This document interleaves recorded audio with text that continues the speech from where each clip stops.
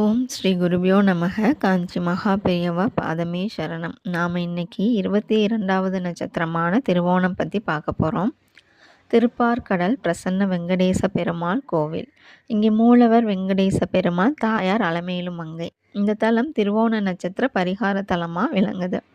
சிவனின் ஆவுடை மீது நிற்கும் திருமால் இந்த திருக்கோயிலில் அருள்பாலிக்கின்றார் என்பதும், இது சைவ சமயத்தில் வைணவத்தின் கலவை என்பதும், சிவனும் விஷ்ணுவும் சமம் என்பதை இது குறிக்கின்றது என்பதும் சிறப்பம்சம் ஆகும்.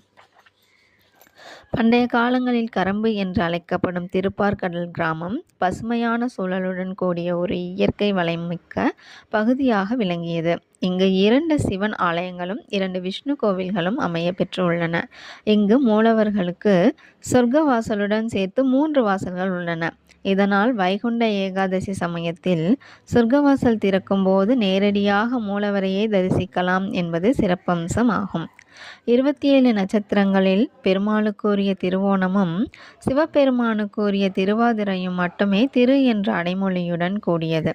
சந்திர பகவான் தான் பெற்ற சாபத்தினால் அவனது கலைகள் தேயத் தொடங்கியது.